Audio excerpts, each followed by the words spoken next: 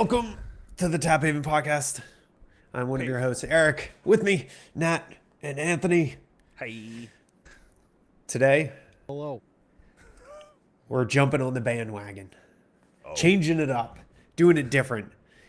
And we're going to talk about, a lot of the recent controversies because today, or I guess 4 days ago, Stop Killing Games finished their signatures. So we're gonna discuss a little. I feel like we should discuss a little bit of the Pirate Software Stop Killing Games nonsense.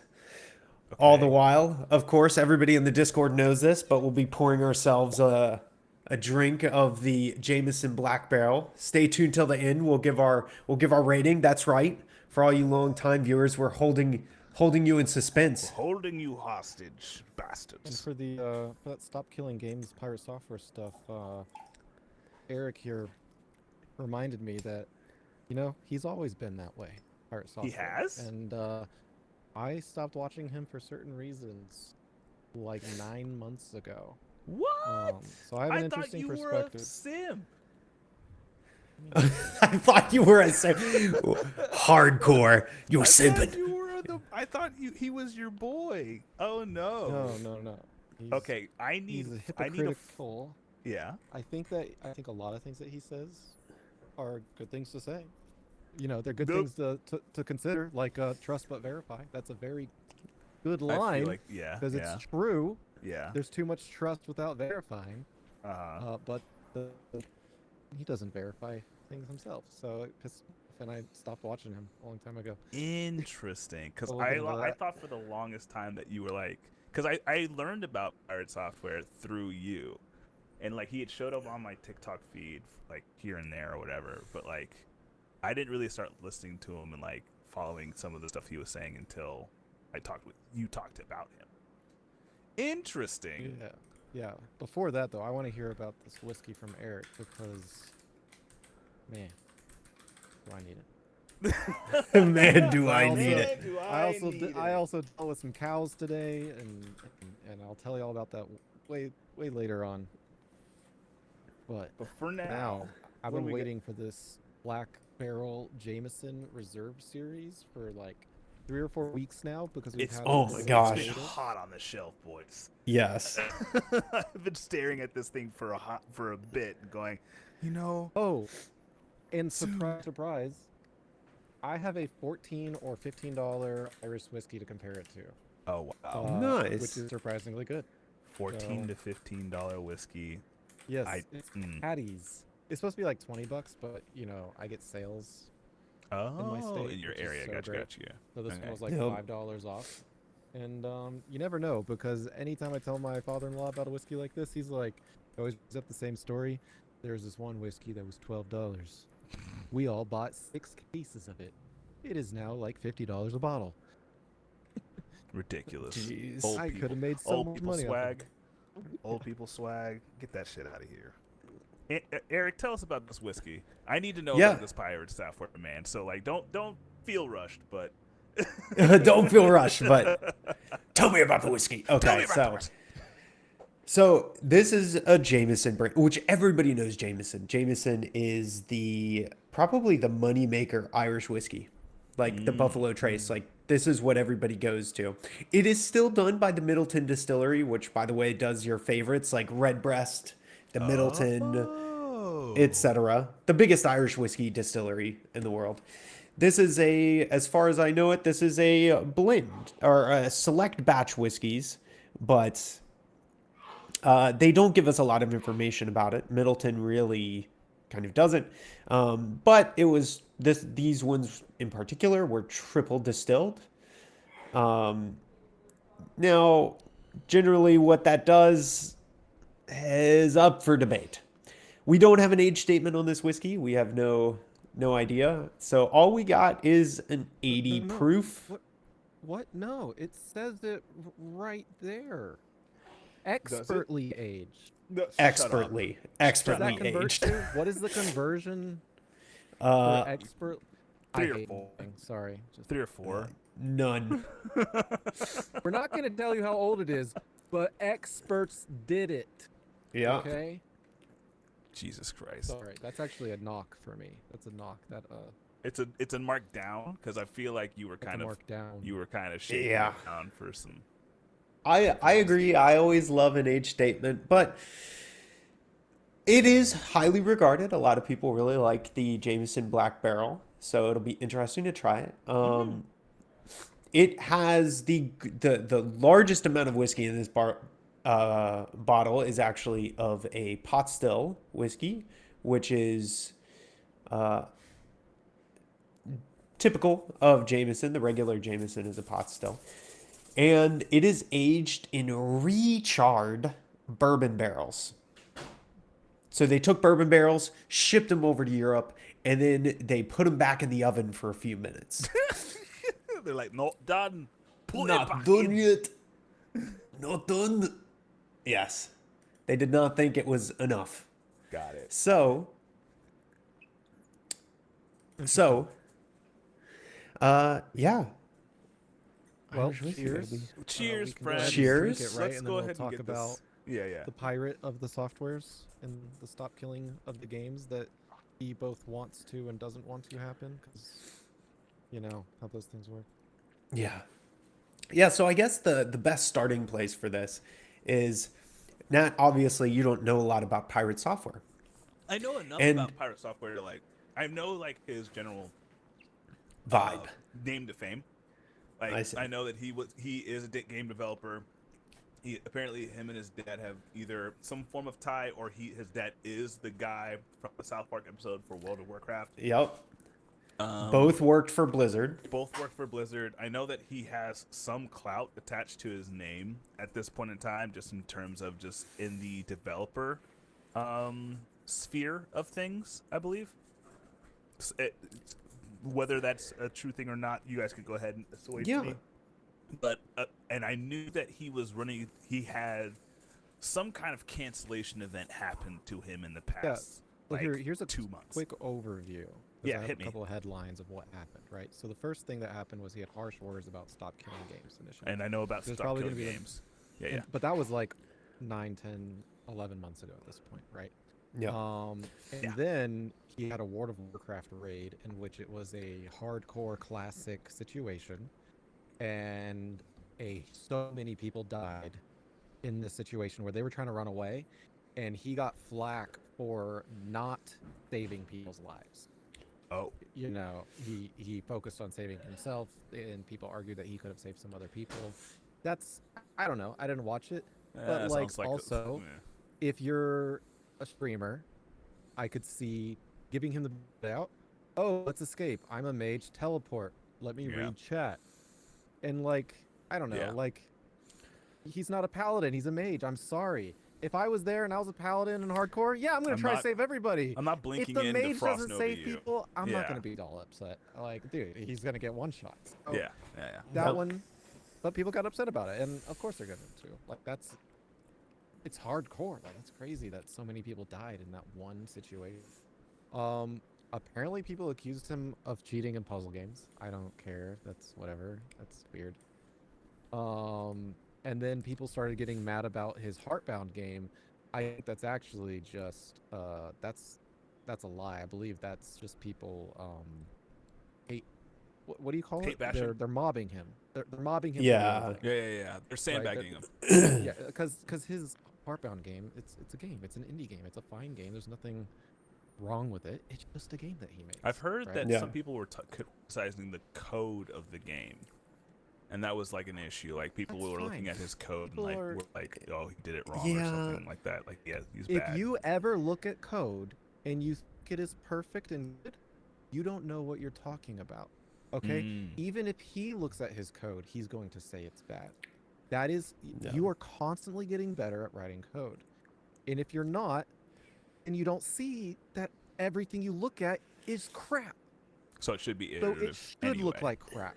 as a base. That is And completely normal. And sometimes you just have to get things working at the end of the day. Yeah. Yeah, Sometimes you just have to get stuff out the door. Yeah, you got to move to the next Believe- thing.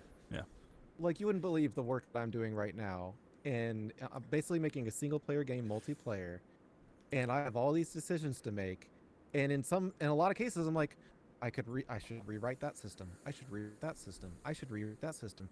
That would take a year. Got it. How do I do this in 3 weeks? So just like a contextualization. I hate what I'm doing of right this. now, but I have to. Like it's Yeah. Yeah. Yeah. That's just part of life.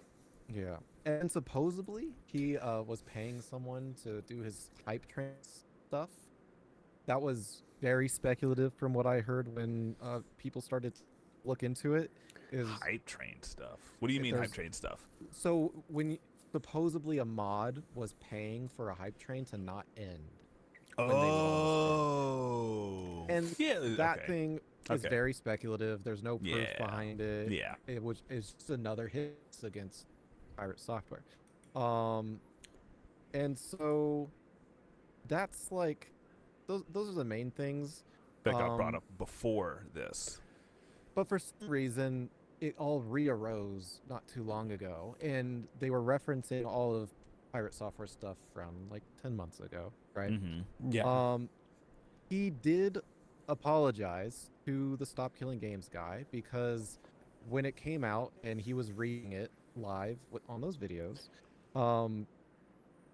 it was not formed well at all. It had very bad language. As a developer myself, Yep. I fully agreed with a lot of the things Pirate Software was saying. He was saying them very intensely. Now, when you say the thing, you're talking about the Stop Killing Games like statute or whatever it is that they're No, claiming that they want to happen for the Yeah, the- kind of. But yeah, what he's wording saying is around that it. Pirate Software had thoughts Yeah. and opinions on Yeah. what he was reading. Yeah. And a lot of those opinions, based on what he was reading, while harsh, weren't valid. inherently wrong. Got you. They were valid because his first point, or not his first point, but the first point to me is that he was bringing up how careful you have to be with a petition like this. You Okay. need to make sure your wording is so good because if it passes, this is what they base the laws off of. This is Yeah. the wording they're going to use, and this wording will ruin games. Why would it ruin games? Okay, it would Yeah. ruin games because you just made a clause that says an MMORPG must be able to survive as like a single player experience or whatever. We should Once be able to live host our own servicing is servers taken down. Yeah. when the live service is taken down. And I'm sorry, but the reason he got mad is the reason I'm getting upset about it too, is if we wanted to make an indie MMORPG, that is so much work, right? Yeah. But to also make it capable of not dying, never dying, Mm-hmm. you're asking us to first build a cruise ship. Okay, a cruise ship is manned by thousands of crew, right? Mm-hmm. But at the same time, you want this cruise ship This is a great analogy. I to already know. be able to be used and driven by me, by myself, or just a group of 5 people.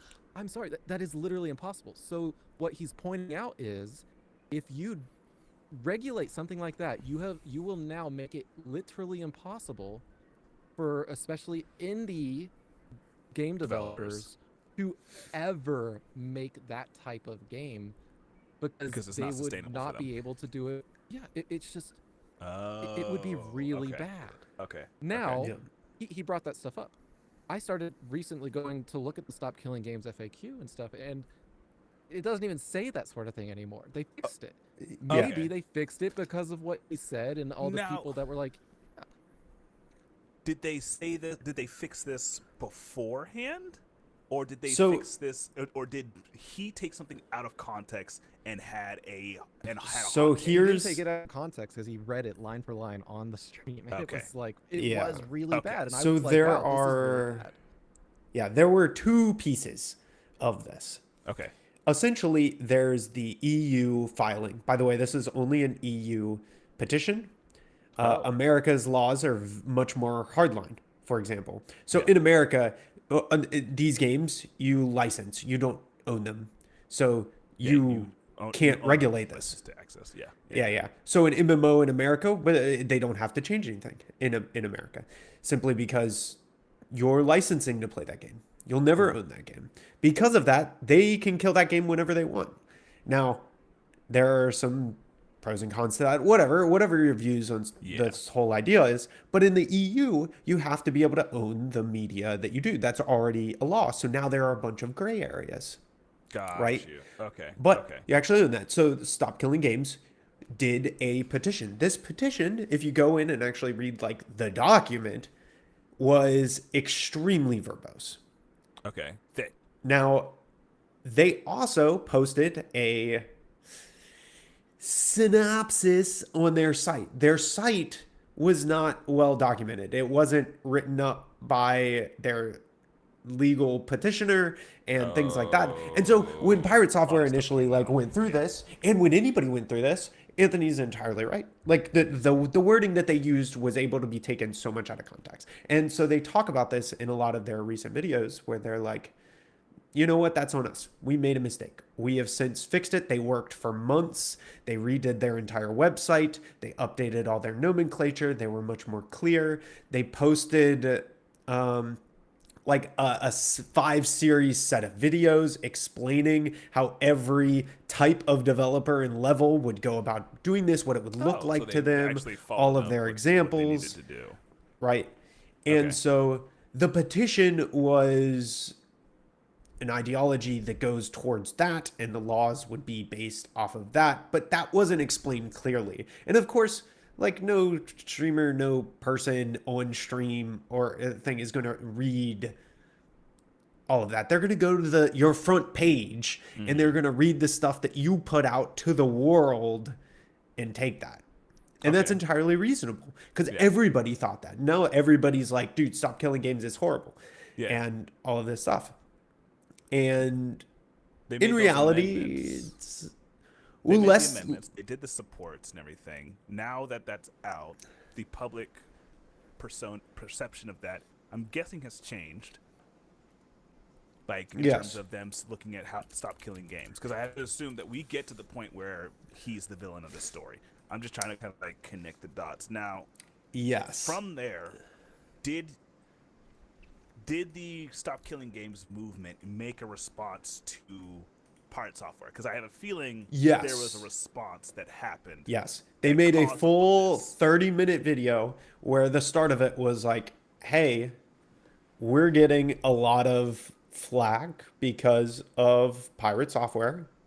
And that is the same video where they were like, our website was crappy and that's on us. And we explained this okay. poorly.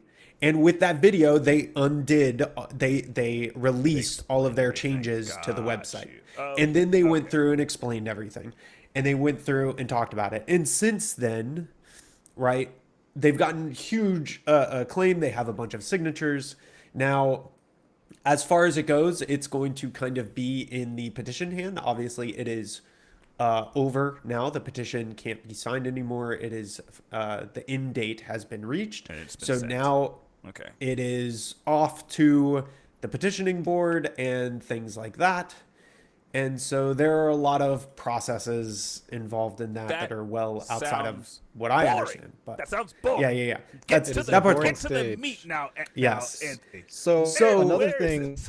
another thing. So back to Pirate Software a little bit. Yeah. He very harsh person when he speaks, right? I've seen clips of this. But that's just Yeah. him being normal, honestly. Like he constantly says that shit, right? Yeah. The way he talks reminds me of a good friend who is very autistic. You know, Pirate Software is probably also very autistic, right? Which is fine. Um, yeah. And most people who are successful at being a creator or a CEO or a Have a business owner healthy or amount anything of- are yeah. not normal. Okay, so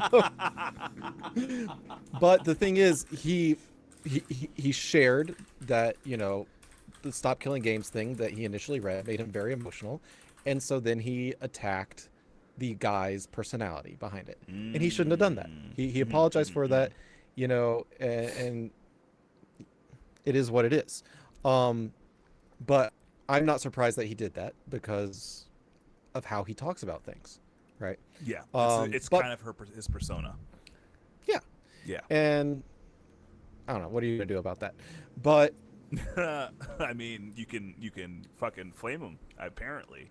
Because That is essentially what's happening. I know Yeah. the before and after. I just I didn't know the during. Like I know that literally like Pirate Software is just dropped off the fucking map, like in terms of like social relevance. I think that's still overblown a little bit. Obviously, he has such a big following that is just Twitch, and people who watch his Twitch and get his side of the story are going to see it a lot differently. I think it is also Pirate Software streams for 10%, or sorry, 10 hours, like 5 days a week. Yeah. So he's done that now for well over 2 years. The amount of content that you have to pull from for reactionary content, which is 95% of his content, is vast. And so it is really easy to make a YouTube video or something that is very clickable or trying to be divisive like to there's a go big through one- and just pull stuff. It's too easy for people to make fun of him and to mess with him. That's why, like, okay, I stopped watching him so long ago, like before, and it had nothing to do with this stuff. And I'll get you why I stopped watching him soon. Because I want to know. And it won't surprise you, Nat, but Okay. maybe it'll surprise everybody else. but Why me? you'll see. But the thing is, like, when I look at Pirate Software, just like I look at my friend Harrison, I just called him Wait, out. way to dox him, bro. Why don't you just tell Harrison, him? if you're listening, I love you so much. But you try to get me fired, and I used to hate you for it. Wow. Wow. Harsh. That's crazy. That's crazy. The text has been written. Gonna take a sip there. The stone tablets have been carved Okay, from their depths. now I have to share. We were literally in our boss's office together, and he says, I think he is the worst manager at this company. And then our boss goes, well, I think he's the best manager at the company. Oh, no. And it's just a perspective thing. The way they think, they get locked in on their perspective, and their perspective is the way, and it is very difficult for them to see other perspectives, right? And Yep. that's why I stopped watching him, because there's a perspective that I have that he doesn't, and he doesn't get it, and he won't. And I tried to talk to him about it, and he just refuses to listen and learn. But at the same time, no one deserves the amount of insanity that he has gotten. You know, because ultimately, this guy, you know, he might not approach things with rainbows and you know, hugs and stuff. He might constantly say, that's shit, that's terrible, that's awful, right? But he does do really good things for the indie gaming community. He does literally have like one of the coolest streams in the world, which is just a what is it, the ferret The ferrets. Yeah. it's the literally Ferret a Society. rescue, the largest rescue in like the For- nation for yeah. ferrets. And that's really cool that he's put that together. Yeah. And he put that together before he took off. You Well, know? that one, Yeah. funnily enough, that's one of the reasons he took off. That his ferret channel got more popular than his main channel at first. That's hilarious. Yeah. Like, It's too funny. But yeah, so I don't think he deserves the amount of insanity that's happened, because, like, you know, he was working with a publisher company that was trying to do things better for game developers. And, you know, he helped change a lot of the contracts that they had at that company, from the investor, the publisher having the rights to your game, to giving the rights to the game back to the actual developer that they are, you know, Sanderson move. investing in. Because that's what kills games. Yeah. Like, you see it with so many games, like Sea of Thieves is a big one. Any game where the creators, the original devs, no longer have control of what happens, it will die. Slowly but surely, it will die. When you have investors, people, Most of the marketing people decisions. making the Yeah. decisions, it loses its soul. That happens to every game. Okay? That's I'm what happened to wondering- yeah. Diablo. Question. funnily enough, I will say, Yeah. just because this is so topical, the one of the goals of Stop Killing Games, funnily enough, was to help prevent that, because a bunch of the people that were working on the petition were game developers who worked on games, and the publishers and financial people shut down their game with them having no say, and decades of their life just gone out the window, and they have no way to continue working on it, no way to do anything about it. Just boom, just shut off. Which And is yeah, and so like the realm of crazy. regulating a creative space, art, is very dangerous because you don't want to Yeah. stop creators from creating. But Yeah.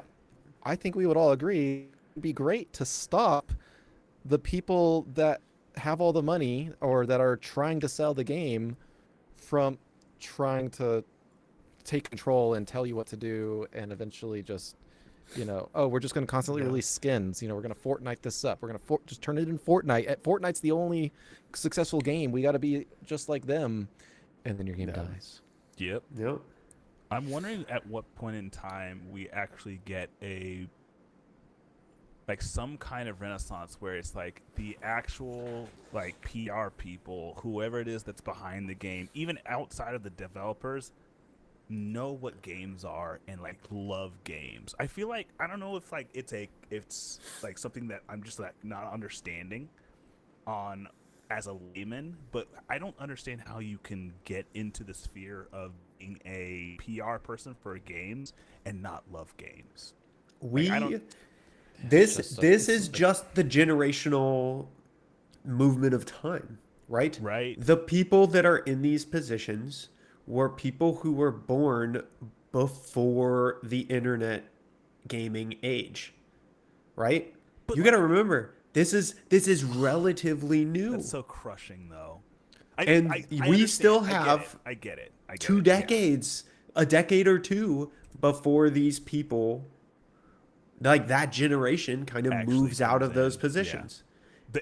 And Hold on. I do think what Yeah. you're saying will happen, and I think we're closing. I honestly actually do think we are close. Yeah. Just because we do have these AAA titles more and more that are trying to do those sorts of things. We're having companies like the games like Claire Obscure. We're having companies like That's true. like Red CD Projekt Red, And they're Larian, it's small, but right? it's happening. Yeah. But those publishers that are backing them Yeah. are big publishers, and they're helping them out with money. The people who own those ones, they're middle of the pack, and they have a lot of money to throw around, and they're throwing them behind great games, but they're not EA, they're not Ubisoft, Sony, they're not, right? They're not yeah. Ubisoft yet. Those boards are still of the older generation. They haven't cycled through yet. And 10 more years, 15 more years, I think we'll continue to see shifts. You think Out we'll ever of see the a norm. renaissance like Xbox 360? Oh, 100%. The PS2, stuff like that. Yeah, 100%, 100%. Because I think there are. So we are locked into this way of playing games that is very stagnant. That's not to say that games aren't good, but our interaction with games has been very stagnant or slow moving. There is going to be a level of interaction. There's going to be an interaction breakthrough. And it's going to create what I think will be a renaissance of the PS2 Are you talking era. like VR? Or are you talking like a new modality of interaction? Not VR, but the way that we interact with it will be outside of this. Like a mouse and keyboard is a great idea. A great example. The PS5 changed fundamentally the way that a controller is interacted with and feels. What, with the haptic? With the haptic, with the touchpad, with the voice, those types of things. And what we have is a controller that changes the way that you can interact with games. Think about, for example... I can't tell you how many times I ripped out of that PS5 mic and made one of the pigs die laughing. Such a great innovation. They really did great with the voice isolation on that mic. Well, Sorry. Yeah, no, that's no. good. But I think about this was such a long time ago, but Yeah. PT having the mic as part of the controller and them knowing that and designing PT with the ending What of is PT? PT is a horror game that came out in 20 It's literally just called PT. it's literally called PT. It was actually going to be the new Silent Hill games trailer, but the Silent Hill game ended up It fell being apart. let go, and then Yeah. Kojima, of course, switched over and started doing Death Stranding. But So what? his own PT was gaming remade for PS5 controller? Is that what happened? Or they already, so Kojima and his team already knew already that planning on mics doing it. and things Yeah. like that were going to be a part of the controller, and they wanted to integrate that. So one of the things in the game that you have to do is actually speak the solution of the puzzle that is the entire game into the mic, Yeah. right? Those types of experiences, when you figure them out and get them and have them happen, that type of interaction is locked into this controller that has very proprietary integrations that isn't easy to use as those patents and things like that kind of drop off, and we get more ways of interacting specifically with types of games. Yeah. I think that will be the renaissance. I think right now we are in the golden age of the interaction types that we have now. We're in the golden Oh, yeah. age And, like, of mouse, keyboard and keyboard, mouse and and controller games. It's the golden It's never age. been better. Exactly. We have had 7 or 8 arguable game of the years release in 1 year. Last year, there were 3 or 4 solid contenders. The year before that, there were like Wait, 5 what was solid last year? contenders. Elden Ring. Yeah, we had like Elden Ring. mean, um, I ahead. can't believe how great gaming is right now. Like you can just make a game and then get sued by Nintendo because you threw a net at a fish and you caught Not that the fish. Pow World. And Oh my you know, God. Well, it's they not even- did they originally sue anybody stole else? that idea from someone else, but they mean, patented yeah, I mean, Nintendo the is idea of crazy. throwing something at a thing and catching it. Yeah. No one else can do that. No one else. So can- yeah, well, yeah, I that's, mean, that's that's great crazy. time. They have Nintendo money. Well, that doesn't disprove the golden age of gaming. Nintendo is just crappy. Like the legalities in AAA behind it are of course terrible. Can I- but like can I say last something? year getting Animal Well, Can I say something? go for it. I feel like the golden age of gaming needs to get to a capstone where Nintendo officially like Dies. Sorry. dies, honestly, and not dies in like as in like it recedes into the background and we never see a game from Nintendo again. I'm saying like the 70 and 80-year-old Japanese businessmen who are running Nintendo, and the 70 or 80-year-old Japanese men who are running Sony all like hit a point where they can't sustain it anymore, and then like the next generation comes in. But that's exactly what I'm saying. I think we're 10 years out, 15 years out from that. But the thing But is, unfortunately, though, yeah. we're only 5 years from people never dying of age again. So God. perhaps we should rewind a little bit because we may want to wrap up the Stop Killing Game Pirate Software thing. Fair. And I wanted to know if y'all had anything more specific I wanted to share about that before I talk about why I stopped watching. him Oh, something that's ago. true. I still need to know. Yes, the we still lore. have to Anthony roll lore. back into that. Yeah, I Um, guess yeah, I go guess ahead. my only thing is that to come to the head to kind of the situation as a whole. I think very generally, and this happened on both sides, my thing would be it is very easy to look at the surface level things of arguments on all sides and make pretty vastly incorrect conclusions about each one. And I think for me, at least, like Anthony said, I think Pirate Software is very easy to take a lot of his stuff out of context, and he makes it really easy. And I'm not saying that's right to do because he says some harsh things, and like I hope he is at a point in life where he can, you know, get Cat better down. at that. Yeah, the cat jumped across and missed. Fella, are you God. okay? Oh my gosh, I'm fell. sorry, girl. But She's out. She fell. but yeah, I he should get better at that, but that doesn't mean that he should be bashed as hard as he is right now, because I think in a lot of ways his initial look on those situations Was not incorrect. was not incorrect, and his reaction to certain things is harsh, and people should look at that with less scrutiny than they do.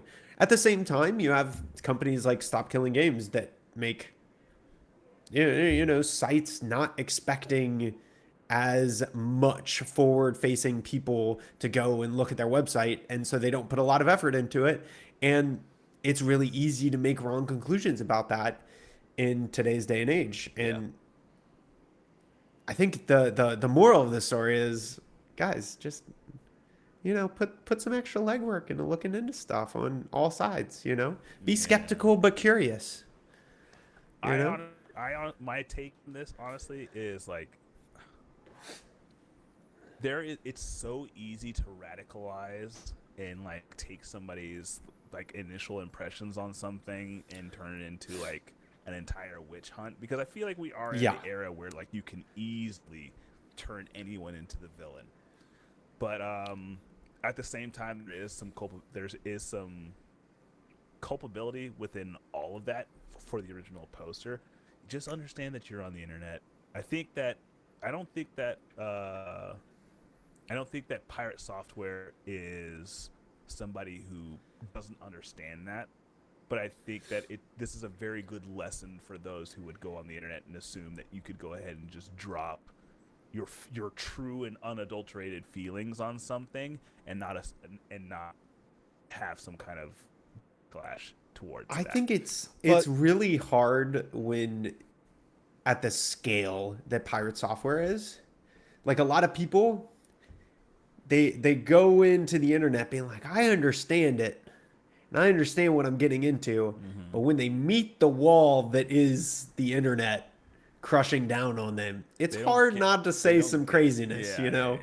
It's like, hey, I'm willing to throw some hands here. Like, guys, come on. Like, stop being jerks. What are we doing? Because there's some people who love to see the world burn, and you have to 100%. There's 100%. There is enough of them on the internet that know how to get a crowd started. I like to think of it as the internet is a haystack that is just desperate for a spark. For certain demographics, like if you are a gamer and you have a conflicting opinion about something, it is very rare that if you put that out into the ether, you do not get a clap back. So, not to say that we shouldn't, but just to be aware that, like, hey, do a little bit of homework. Make sure that whenever you do come with receipts and somebody tries to snap back, you can stand on your word and be like, no, I said what I fucking said.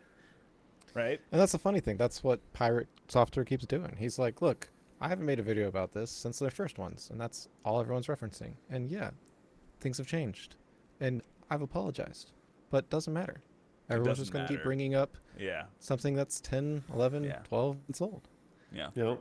But really, we need to stop killing creators. Because really should. If we keep allowing the internet mob to do what they do, then over time, there will be no authentic online content. No one will ever share their honest opinions about something. It'll be AI slop. Yeah. But of course, the internet mob that people seem to still not understand is a vocal minority, and it always will be. No one really cares. And then, unfortunately, you can go and look at the numbers and be like, oh, look, his Pirate Software's follower count has dropped this much percentage. Like, that's huge. And it's like, guess what? That's because the minority made a fuss. It hit headlines, and then people read the headlines and they were like, oh, if I don't unfollow him, I'm a bad person. Yep. They didn't look past that. Yeah. Jump to conclusions. Jumping to conclusions. But yeah, so back to why I stopped watching him. Why did you stop watching Pirate Software? So Anthony? he always says trust but verify. And that's true. You should trust but verify. It's all about Star Citizen. Okay? Of course it is. He is the biggest spreader of propaganda, Star Citizen. Propaganda? He doesn't... Yes. So, Hippo TC, who I play Star Citizen with all the time now, used to have a similar reaction to Star Citizen that everybody has because of the propaganda that it's a scam. And I love his video that talks about it being a scam because at the very intro, I actually helped him make it a little bit better. I was like, dude, take this part and put it at the beginning. At the very beginning, he's having this authentic moment where he's laughing and he's like, yeah, sure, this game's a scam. Like, this is the most epic thing I've ever experienced in a video game. Like, oh my God. Like, he's just like the He's high. unscripted, Yeah. awesome Yeah. situation. And then he goes in to talk about it. I I tried to talk to Pirate Software about Star Citizen for several months, right? Because I watched him for several months, and it would come up, and he would call it Scam Citizen. He Okay. would take links to these store pages where you could pay $1,000 for a ship or $15,000 for every ship that they've ever made, stuff like that, right? And he's saying that they're taking advantage of gamers, that this is a complete scam, and it's like, trust but verify, dude. Go play the game for free. It is free, like 8, 10, 12 weeks out of the year on different occasions. Go and find out for yourself if you think this game is a scam, because everyone that I know that is not even if they don't like the bugs, people that don't like the bugs, they're like, I'm not going to keep playing this because of the bugs, Right. but it's cool. There's people that are Yeah. like, yeah, definitely don't care about the bugs. I'll play it with the bugs because all my games that I play have just as many bugs anyways. Yeah. They're like, this is the future. This is doing things that I've always wanted to do in video games, but you just can't because there's a wall. There's an invisible wall or whatever. And it is Star Citizen is just an epic thing for the gaming community that he constantly shits on. And I think he's extremely hypocritical about it, but he has never, ever actually tried the game. Yeah. And he is very harsh about it. He won't listen to reason. And and it's not just me. Like, I'm not the one that would bring it up. I'd be listening to him in the background, and someone else constantly brings up Star Citizen because the way he talks, trust but verify. He goes and looks at all these games. And, look at this game. It's really cool. And he talks about how publishers are screwing things over. And, Star Citizen is the biggest crowdfunded game in the world. Mm-hmm. It is, I think, essentially privately owned. Gamers are the reason it exists in the state that it does. Yet he just shits on all of them. Yeah. And yeah, it's just annoying. And a great way that Hippo put it for Star Citizen is it's not pay to win, it is pay to test. Yes, you can No, it's spend fair. insane Yeah. amounts of money on these ships, but it is just so that you can be a test pilot to try the ship out before anybody else. And it's usually, I can't remember how long it is, but every ship that is released comes out in game to where you can buy it or earn it by playing the game. And every ship that you buy is base version of that ship. If you craft it in game, You get bells and whistles. it's going to be better. If you buy it in game, you'll get the same base version, but then you got to upgrade it to actually make it better. You Can don't I- get Can I know something? Yeah. I really think, and I know, like, it might not even be viable for its model or for the way that it's run. I really think that the people behind Star Citizen should have approached Star Citizen kind of like how Supergiant has approached their model of releasing Hades, in the sense that yes, you're releasing a playable model, but like it is small form enough that like it is a full streamlined game as is, no bugs, no nothing. I understand that like it's not like the way that the game works now. There is no way, it is in no way viable for that. Like, because of the state of the game and what they've done for this system that they're eventually going towards, they have to have an almost like a alpha beta mentality all the way up until the actual release of the game, which I makes sense. I think the problem is that while you and I could argue, and I've done so many times in the past, that there should be or could be in some alternate universe a better way to have gone about funding the project that is Star Citizen. And I still agree with that ideology. Yeah. I can do nothing but respect that the current models that they have chosen are very, very effective and get them the money they need Yeah. to Yeah. be able to do the project that they want to do. And if people don't want that, then people would not be putting the money in supporting that. And so that's kind of I where it is. I So guess. Yeah. Yeah. it's like, I agree with Nat that that is a great model for making a game. I've proposed that we like do that as like indie developers ourselves, like make incrementally better game. Like a Jawbreaker. Yeah. Where you But I started, think like, yeah. Yeah. at the same time, for Star Citizen specifically, um, an actor whose first role is an action hero is similar to making your first game just be like a space combat simulator, and it's just the arena, right? Yeah. So Yeah. you've Yeah. just done that. You're really well known for doing that, Yeah. and you get so well known for doing that that that's all people want all from you you. They do. just you're Yeah. constantly doing action hero Yeah. stuff, but you always really wanted to make, this incredibly complex game. So that's where the argument comes of, well, Yeah, maybe we you're should locked in the just pocket of like, oh, I'm a great roguelike player, but like your original Yeah. goal was not a roguelike. It was a fully formed, Yeah. like open map kind of interaction. and I mean, And it for is all we know- important to note that, like, this is how they did it to some degree. We have to remember that Chris Yeah, Roberts worked on Wing Commander and then also he was on worked Wing on, Commander? yes, that's his he game. Dude, also he's got worked the on Star sauce. Citizen, right? He's got the Star sauce. Citizen? Dude, No, Star sorry, StarCraft, right? Was that I what don't he know about worked on? StarCraft, but that was what I was going to bring up as well. Is he has made games in the past that were very popular. bro, like I mean, remember Wing Commander is Commander. essentially the flying from Star Citizen, but 40 years did I old play with that? old graphics. Yeah, did I play that on my uncle's So. computer or did I play that on another relative? I remember Wing Commander and going like, "Damn, this is sick."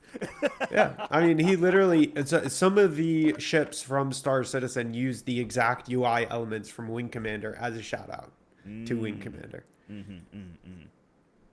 So, I mean, Damn. so he kind of did that to some degree. The problem is the scaling problem, It's the right? scale. Like, yeah. like the scale that they're trying to create is so vast that doing, like, they can't just work on a full game. They have to work on full functional ideologies in a system. Speaking And- of scale, hold on. On that, Yeah, note, yeah. well, go ahead. Finish your thought. My bad. Well, I was just going to say this really attributes to like my thoughts on Star Citizen, where I see, I used this metaphor. I can't remember if I used it in our Star Citizen recap video that I worked on you with, Anthony, or whether or not I said it here on the podcast.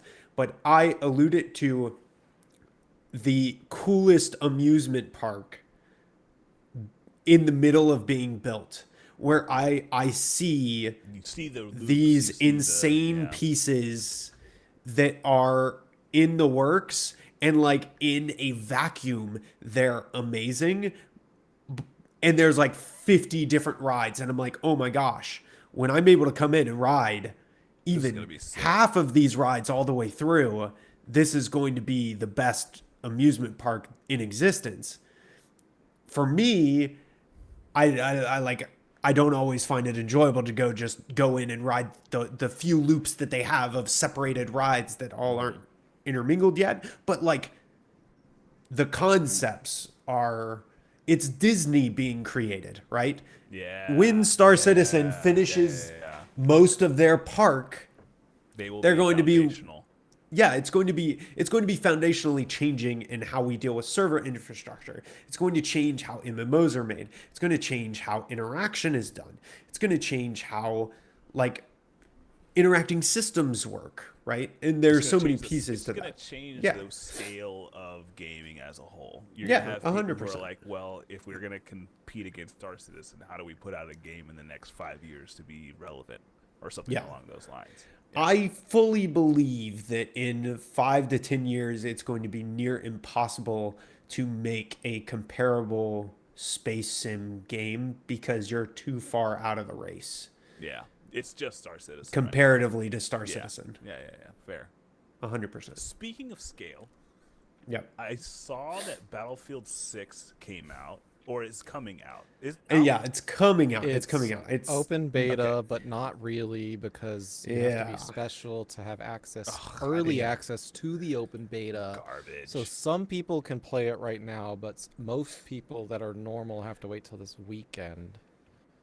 So I Yeah. heard that there's like the people behind Battlefield made like a very big promise as to like how many players are going to be playing the game, and that's why they need a certain amount of money from their backers or whatever. And they're expecting numbers that are just like not representative of anything that's ever been on Battlefield. Like they've never I'm had, yeah, I'm going to say a hot take here. And this is totally a personal opinion. I do not find large scale war model like games yeah. to be very fun because Mhm. in my I don't think anecdotal that's a hot take, my experience guy. they turn into what are they called, mob fests, like what is it called when you just have like, Zombie. yeah, there's a name for it where you just I know have what you a mean. Zerg. It's a Zerg It's a fest, Zerg fest. Zerg. Yeah. right? And I think that all of these games in their mind keep saying, "Oh, we fixed that." And it's not like that, I promise. And then when I play them, every single time the Zerg wins, right? Yeah. And in the microcosm that is the small scale battle, these games are all exceptional in a lot of Yeah. ways. But in the totality of the game, it fails to Zerg. And I find this happen so much in my experience. And I have found this in every Battlefield that I've played since they added the 40 man The 40 man modes, map is stupid. Yeah. right? Yeah. And Like I think that was so like before Battlefield Vietnam, right? yeah. And what I find end up happening is that from a development standpoint, you have to spend so much of your development resource to doing those large scale battles that they end up just taking away and not making the small scale modes as enjoyable. All the features end up being to push that large scale battle that isn't actually that fun So to me. it's a really hard problem to solve. I can't remember the name Yeah, for it, oh, but 100%. there was a so one of the great things that Star Citizen does is releasing videos where the developers actually get to talk to you about this sort of thing constantly. They recently talked about it's the dynamic of, oh, you have a space battle. Cool. How does that become a battle with ground vehicles? And then how does that become an FPS battle? Like, how do you How do you balance interchange that? all of that? Yeah. It's a very difficult problem to solve. How do you stop someone from just Very. literally nuking it, and that being the answer always? How do you And stop that? there are ways, and it's So very complicated. Go ahead. Star Citizen probably has the best case of this because rage quit. What? What are we talking about? What is this? Oh my goodness. This is madness. 1.5. That's crazy. I wasn't expecting Homie. that message. You got all of It us. came out of left field. I don't think any of us was ready. He rage quit from life, apparently. Man, you might need help. You might want to go ahead and check your diet, bro. I don't know what Oh you my ate, gosh. but Just Well, fiber, see, apparently. my first thought was that they are like about to sell us a pill, like, fair, Oh, fair, yes. He's fair. going the that's weight loss probably not route. quite what That I can't be. That can't be. That can't be. That's Oh, But wild. man, Anthony, dude. what were you saying? So, Sorry, man. no, Go ahead. no, no. Well, I was saying Oh, that okay. um, Star Citizen actually has one of the most comprehensive ways to solve this because they aren't a matchmaking game. When you have to deal with real resources and spawn points that are so far and away removed and losing stuff, Oh, like you can balance it by making the nuke so count. enormously expensive Yeah, you have to make it count. that people don't want to use it unless they have to. They would use all of the resources available outside of the nuke to win the battle if they can, Yeah. knowing Yeah. that. And so Star Citizen has this great thing where at the beginning you're entirely right. It'll probably be a little bit of a Zerg fest and somebody will just nuke everything and do it. But then they tweak the numbers. They make it a little bit harder to get the ship back. They make it a little bit harder to get the nuke. They make those resources a little bit rare, harder. And now when each side only has one or two nukes and that's all you could possibly afford, they're like, well, maybe we should use our So, light tanks first. And that's so where you balance it. But Battlefield doesn't have that. for Star Citizen, they're gonna have things like what we call PDCs. I can't remember what that stands for, but a PDC is an automated turret on your ship that already exists. I have a ship with them.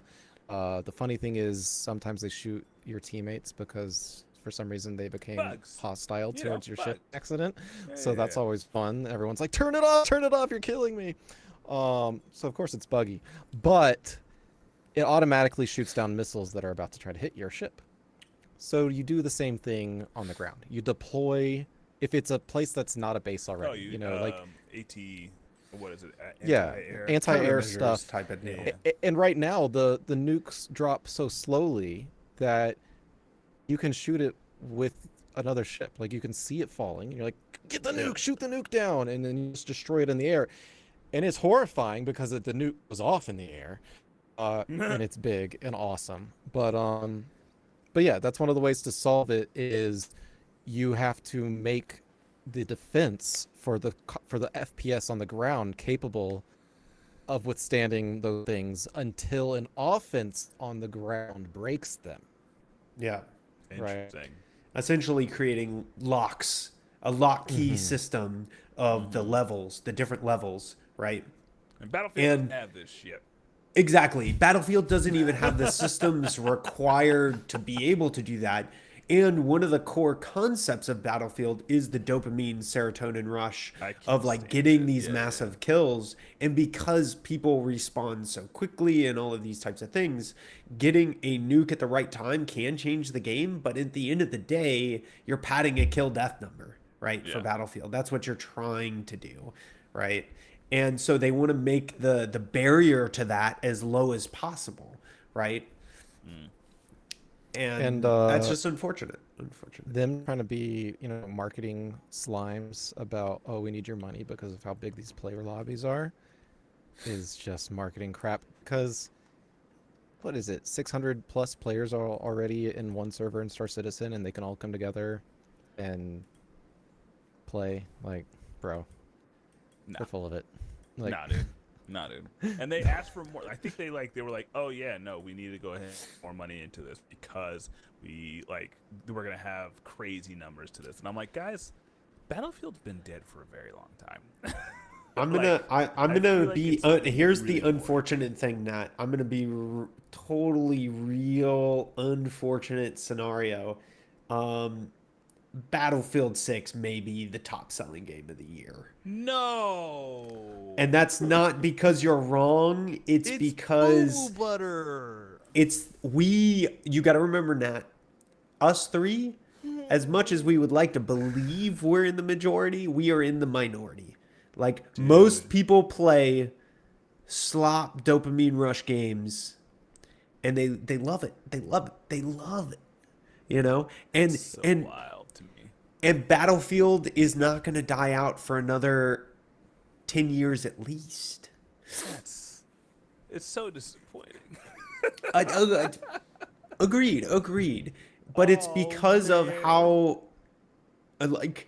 oppressive marketing is to the general majority. General gamers, yeah. Yeah. You got to remember, Battlefield 6 right now is going to be playing on every Netflix ad, every YouTube Peacock. Like, they can afford to put that on every TV They see this side of the Mississippi. Can you imagine the freaking press that Claire Obscure could have with this kind of PR, though? Like, with the music and But Claire Obscure, here's the beautiful thing, though. Claire Obscure didn't need that. It didn't need it. It was such a good game. It stood on its own. Battlefield 6 isn't winning on its merit. It's winning on its pocketbook. Yeah. Not even its legacy. It's winning on its pocketbook. They are going to put I wouldn't be surprised if they put $2 to $3 billion into marketing this year for EA. Is it EA who does that? I think it's EA, right? I think it's EA. It's EA. I would not be surprised if EA puts $2 to $3 billion into marketing this year. I hate that works. I hate that works. For the general audience, there's no other military game. There is no Star Citizen. There's no Ready or Not. There's no Tarkov. There's no what's the Tarkov replacement that's really popular right now? The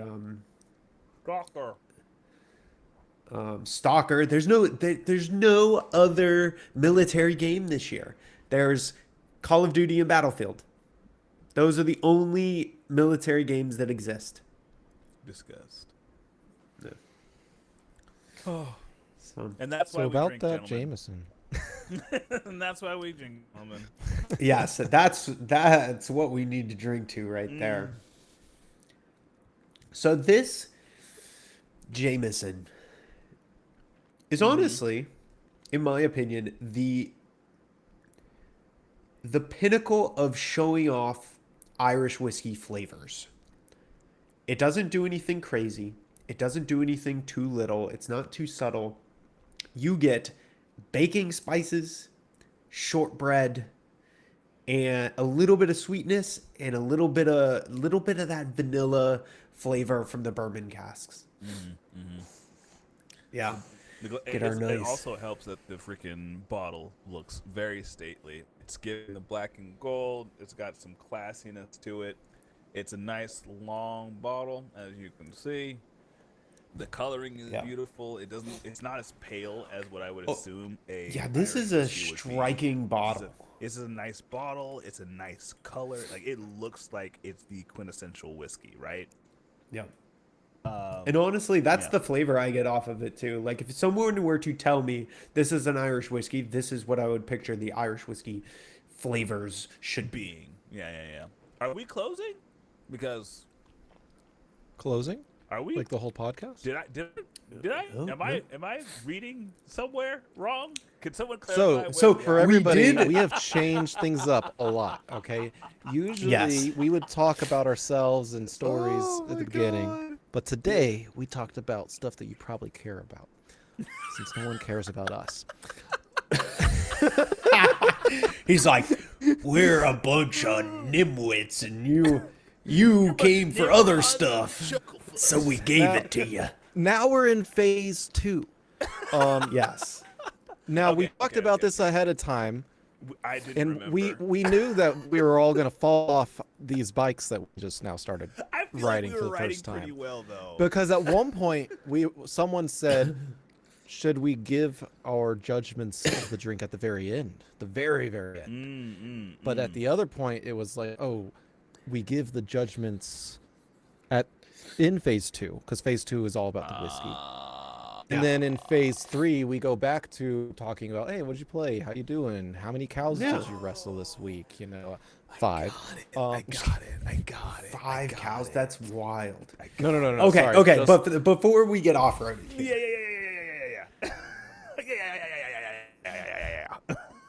We did not how do you decide. feel about this whiskey? Ooh, may I take one more sip because I think it's actually better than these. I just sipped the patties a second ago, and I'm pretty sure the finish on the patties is not as pleasant as the I'm pouring Jameson. myself a second Dude, glass. this You talk this too long. yeah. But I talked too what? Little or long? I said you took too long. I'm pouring another glass. I'm so confused. Eric is gonna get sauced. The boy is gonna get a little. Hey, unfortunately, well, not unfortunately, fortunately, Irish whiskeys are like top of my list. Very true. What's the proof on this? 40%? 80, 40. 80 proof. 80 proof. Oh, sorry. 40% ABV. 40% ABV. 80 proof. Yes. Not bad. Okay, what were you saying, Anthony? Do like the Jameson Black Barrel. It is definitely good. But being the simp that I am, I'm not sure I can tell much difference between it and the patties. Wow. Look at this. The man patties. and his That fucking is- pick. So, funnily enough, that is actually what I'd hope. And when I get to my review, we will. We will talk. We will. Okay, no, We'll talk about it. Yeah. it does smell better. Okay, so the weird thing is, patties, $20, got it for sale, $5 off, $15. I was surprised when I first drank it, and I'm still surprised. Not bad. I think the Jameson does every little thing a little bit, possibly a lot bit better. On the stat sheet, it's literally just 2 points over. Just plus The 2 to bags. everything. Yeah, it's like a little bit better. Tastes a little bit better. Finishes it finish a lot better. It Actually. probably finishes a lot better. Yeah. I'd have to assume, because this is really smooth. Also, the color is a lot better. You really got extra depth on the black because of the that extra char. You see how much darker it is. Yeah. And I do like a darker whiskey myself. Lighter whiskeys feel like white wine. You get the little that watery vibe, even though you know that they might not actually be like a less prominent ABV. You still get the vibe that this isn't gonna hit as hard as something that's dark, right? So yeah, I like it. I think I would give it. Can I give it? Are we giving it? No, no, Yeah. Yeah. Go. Oh, we are Go. giving it. Go. Yeah. Go. Do it. Let's do it. Let's do it. I think I would give the Jameson Black Barrel like a 5 out of 10. It is definitely an enjoyable Irish whiskey. It's got all the things that Eric just said it's got. It smells good, spicy. What is it? Butter, not butter. What's that Smooth. cookie? It's got that cookie. Butter cookie. Butterscotch. Is it a butter no, cookie? Butter. Yeah, butter cookies. Yeah. It's got that butter cookie Butter thing cookie. going I on. don't think It's butter cookie, definitely guys. It's They're, not butter cookie.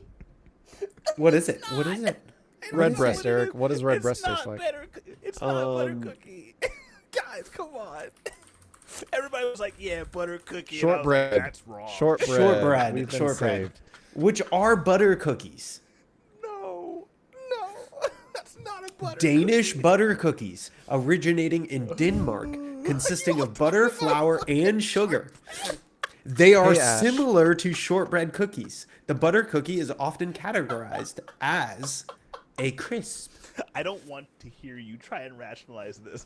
It's funny. Just leave it. Ash, I'm so glad that you I'm glad chimed in though, because I know that you have a part of this. Ash. That's Danish. Banner. Ban the accuracy. Oh my god, that's so funny. Trust and do not verify. Trust no. Ash, we would love to know what you think of this whiskey that you took some of, ma'am. Wow, she came by Ma'am. and took some and went back. How does to it her, smell and taste, for ma'am, sure. if you will, In the chat, please. while she sweats? So would you daily drink this, Anthony? I wouldn't. I would. Ooh, he's conflicted. I prefer the Redbreast Ooh. because if I recall correctly, A the true man of Redbreast culture. has what is it? It's got that oiliness, Yeah. that smoothness, that Viscosity. texture, the this doesn't have that at all. It's like satin toilet paper. Shut up.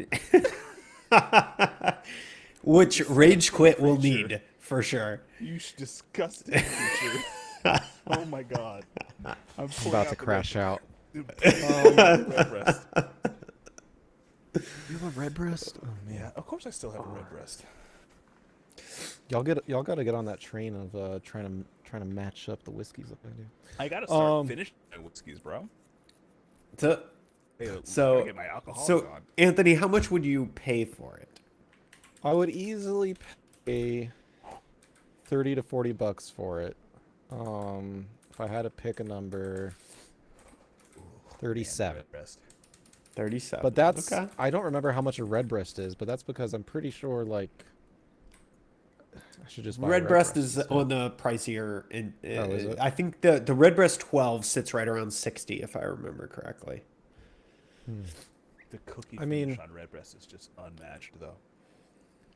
Yeah. I mean, the Red Breast in- 12 in is just comparison, in phenomenal. comparison. And I think if you move up to the Red Breast 15 or the Red Breast cast strength, you move, in my opinion, and obviously this would be my list and not everybody's, you move to the best of class for their price range. You know, like I think at the $105 or whatever Yeah. that the cast strength is. Yeah. Yeah. Okay. Sorry. Go ahead. I'm sorry. I'm talking to myself. I forgot. I forgot I was in the room by myself. No, man, I would definitely drink it again. I don't think I would go and buy it because I would just buy the red breast. Fair. Fair. So Nat, how do you feel? I feel pretty good about this one. Like before I drank the red breast, I was feeling pretty positive about the Jameson Red Black Barrel. Again, I feel like Anthony's already kind of stated a lot of the things that I like about it. The color is really enticing. I feel like in comparison to the red breast, honestly, it's darker than the red breast. If you guys can see Yep. it, like this is the red breast in the glass. And This that's is and this is the that's Jameson likely Red from Barrel. the bourbon barrel finish rather than the wine barrel finish of the Red Breast. Yeah. I will also say that just in general, the experience is pleasant enough that like this is the entry level that I would give to someone who's trying to get into Irish whiskey. Like fuck anything else. Like I would start you here and be like, this is what Irish whiskey kind of does in general. These are the notes that you want to hit, right? Like I'm not saying that they're good. I'm not saying that they're superlative, like amazing notes. I'm saying that these are the notes that you want to be able to taste within an Irish whiskey. If you don't have all of this, you're off the mark. That being said, I know I'm rating the Jameson. I have to do comparison because I've already drank it, but the red breast is just better. Yeah. It's Has just to be. better. Yeah. It's Because we incredible. know it's 12 years old, It's as 12 compared yeah, to expertly old. expertly old. Yeah. What can you Yeah. do? So, I like the texture of the black barrel. I like the smell on this. Is actually honestly really close in terms of nose to the red breast. So I would give this a 4 if I could. Oh wait, are we rating? Oh shit. Yeah. Yeah. Okay. Do okay. it. Do it. Do Did I- it. Do did I it. Do mess it. up? Do it. No, I gave it a 5 out of 10. Okay, perfect. It's a 4 for me. It's really close to being like a 5 on it. If I hadn't drank the red breast, it probably would be at least a 5. So sorry, Jameson. Your other spirit took the spot. I don't know what to tell you. They're getting the money for both of them. Of course. I was It's about the to same say, I was distillery. Like, guys, I know you guys are probably just heartbroken to hear this. From me. Yes. But yeah, no, fantastic. Like I really like the general experience. I'd give this a 4. I would probably daily drink this if I didn't know about the red breast. And I would daily drink the red breast because it's even for the pricing. If I wanted to have an Irish whiskey that I would drink every single day, it would be this. Okay. I used to hate Irish whiskeys. I used to hate them. Well, here's the thing. It is really easy to go real bad with an Irish whiskey if you just pick something off the shelf. Nat, do you remember Eric's 21st birthday when we all played some like League of Legends or something like that? and Eric I got tried to drunk as stream it. fuck. Yeah. That recording I do. exists somewhere. Yeah, I I think I remember might that. still Why? have it.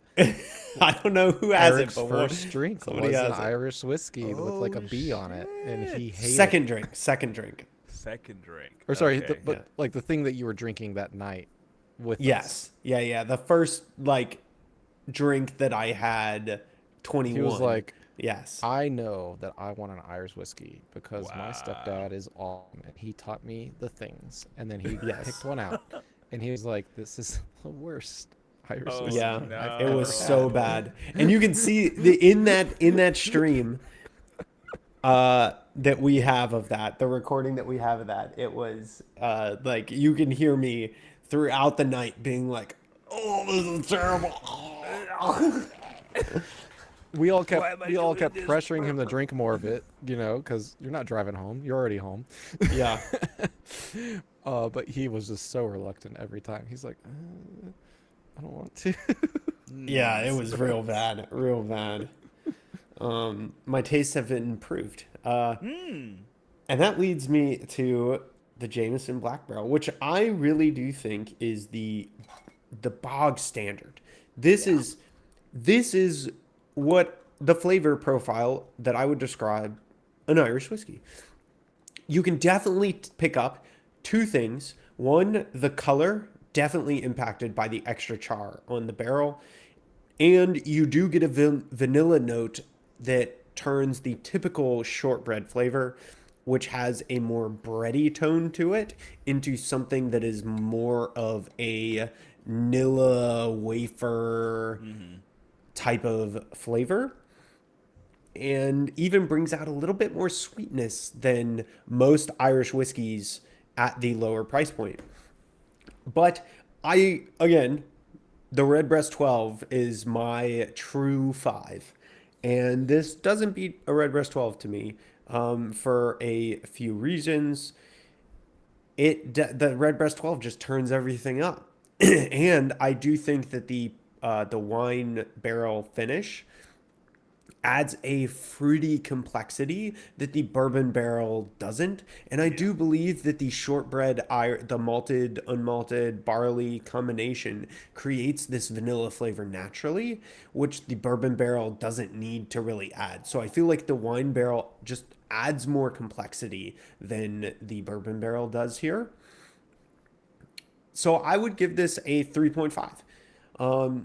It is good. I will finish a thing. I would buy this at a restaurant. If they had this as the Irish whiskey, I'd pick it over a lot of other things. And I would love to see the price point somewhere around $30, you know? And I probably wouldn't daily drink this only because I think there are better daily drinkers that are of the same flavor profile. But I would not fault anybody for paying the price, especially if you get this for its MSRP, which sits at $25. Wow. Wait, did Jameson Black Pearl's only $25?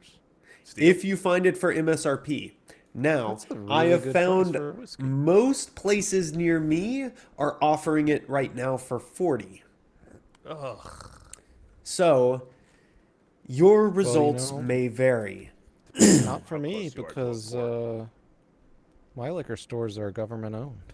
So Yeah, so it you will might be able to be get this 25 at bucks MSRP. or on sale. Dang. There is a What was place it? near me offering it for $28.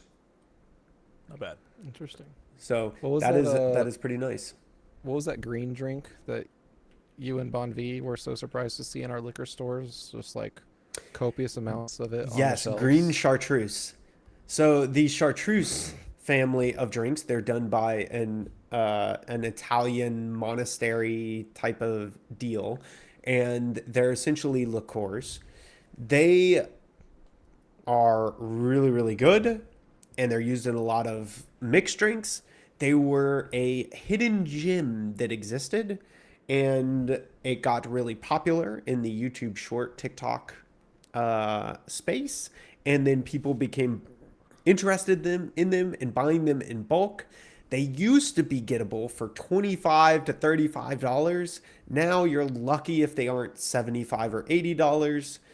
and you're lucky to find them in some cases at all. But Anthony's liquor store had like 20 of them. Jesus So Christ. That is nobody okay. knew what they were. Nobody knew what they were. Even the shop owner was like, "What is this?" And we were like, "That's wild." Crazy. But that And by just goes shop to owner, show. he means government employee. Yes. Got it. Yes. Got it. Because who owns the shop? The The government. government. The government. But yeah, I think I'm- like Ash I'm gonna said, if run. you can,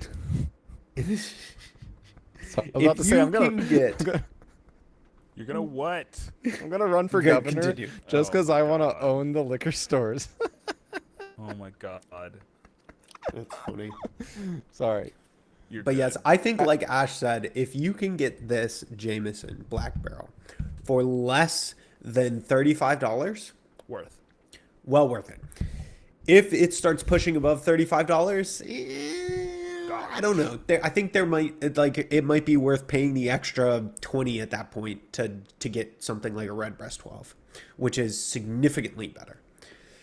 Hotham Gabages. So, at some point we got to go to like Ireland and Scotland and Oh my visit God. some of these distilleries. Love it there. But I need y'all to protect me why? because they'll kill me. Why? Or they'll shoot me. Why? Eric knows very well that I'm incapable of differentiating between the two these twins that we grew up with, that we spent an insane amount of time together. I know who's who.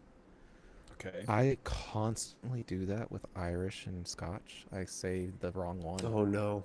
Oh no. I say this Oh, is no, a you great can't Scotch, and someone goes, you can't "It's an say Irish that. It's an whiskey." Irish whiskey. You can't. This do is a that. great Irish whiskey, guy. Dude, that's a Scotch. What is this guy talking? Dude, if you taste, it's Scottish. Look, I don't know what's You wrong can have with my brain, unheated but Shut if up, I Eric. say Shut up, east or west, I mean the other one. Okay? It's like there's a mirror inside of my head. We're just gonna have to tattoo a sign on your forehead that says, "I don't know the difference. I'm so sorry." Just in Sharpie, idiot. No, not even idiot. Just like, I'm sorry. It's not you. It's me. Can you Y'all say should just hello to ground the- me. never mind. And speaking of grounding, Ooh. who played Grounded 2 this week? I Great. did. I did. Not me. Who didn't Oh, want to play man. Grounded 2 this week? I didn't. Who's That really dude glad right that down there. Oh, you did. So you didn't want to play? We I didn't, want so- to play. I did not. Oh, you I didn't did wanna not. play? No, no, no. Anthony? So the other day, Nat and I were playing Peak, and he's like, "We should play Grounded," and I'm like, Yeah. Yeah. "But we're playing Peak. Why can't we just do that?" Fair. Dude, we died Um, the first run, and I was like, "Well, I guess we're gonna play Pete. I guess we're playing Yeah. Grounded." Yeah, and then he failed to tell me and Nikov that it's on Game Pass, so we both bought the game, downloaded it, refunded it, I did. then got it They again got it for on free. Game Pass. I did know, actually. Because Eric, you probably missed this, but we all got Nikov to buy Peak, and then he refunded it because none of us played with him again. Yep.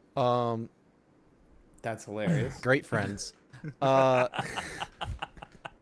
Anyway, I saw some people playing Grounded on stream and stuff like that, and I just was like, okay, so like what's the point? Like, is this just like if you really liked Honey I Shrunk the Kids, you're gonna like this game? Like, is it what it is? I was watching it and I was like, I don't think the scale is right. Like, I'm pretty sure that doesn't make any sense. I was like, that ladybug is like as big as a baseball. That's not right.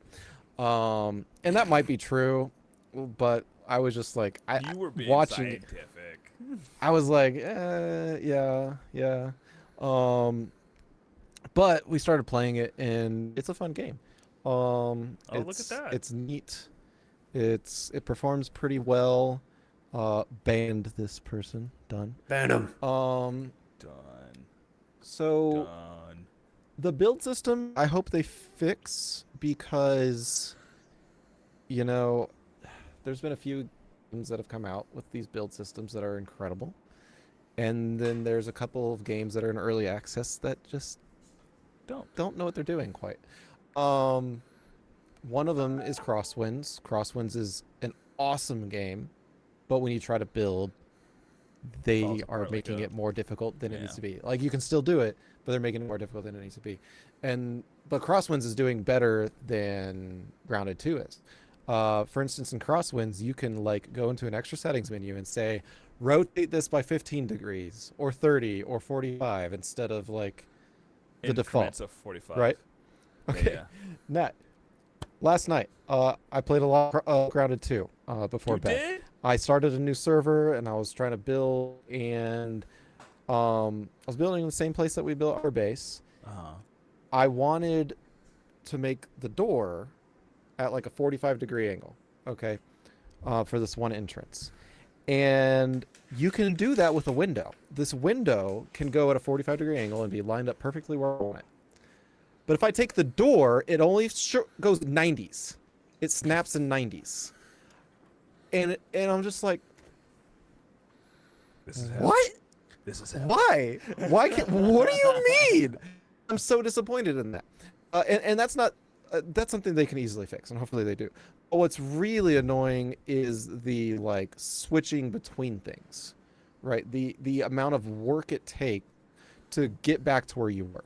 Okay, so you're in build mode. You're building something, and then you have to get out of it to actually build the thing, which is weird. So first you place a blueprint. It's like, oh, this is what I want to build, which is great for collaboration. So great for collaboration. If I'm the one building it, you could also just let me just build it instantly. But so you have to get out of the build menu to build it. And then you go back into the build menu, and now you have to start over with getting back to the part of the build menu you were in previously that has what you want to build, with. Yeah. I see what you mean. So there's just like a lot of little nuances that make it a bit difficult. And the funny thing is, like, even Dune, incredible game that I can't wait to play with you guys. And this game is out fully. It's not even early access. He is channeling this. Dude. He's put it on his vision board and everything. Okay, go What, ahead. Dune? Yeah. But it also has problems. Like, it has problems with the build system. Dude, Tony, I've been trying to play Dune, but these guys won't play. Okay. Anthony is, dude, don't believe Anthony's lies. Originally, like a week or two ago, Eric was like, "Yeah, on Sunday, I could play Dune. Let's play Dune on Sunday, like all day Sunday," which was yesterday. And then we text him, and he's like, "I might be on later." Might. Be.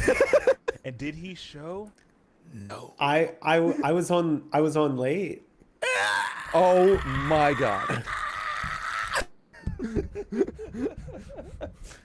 Exactly, Tony. Bruh. Come on now. Bruh. But yeah, Dune has like other epicness. They're just, the build system is a little different. There's good and bad. Like the build system is really good, but at the same time, there's just like these little nuances that it's like the developers haven't played the games that have nailed it. You know? They haven't played enough time. They haven't played enough games to like fully Yeah. nail what they're looking for. I can't remember. I feel like there's two games that have been really good, but V Rising is still probably the best when it comes to builders. What's Lark? Yeah. That's adorable. Is that Larka? Yeah. Yes. Oh, kitty. That's Larka. She's just a good kitty. Hello. No, he is just a good kitty.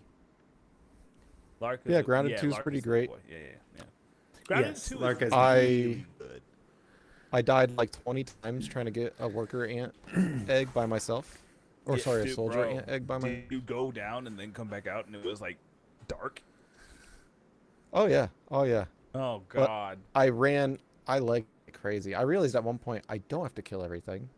Grab the egg, run, die. Grab the egg, run, die. Grab the egg, run, die. Yay. Nice. I did have to like die literally 20 times to kill that giant spider though.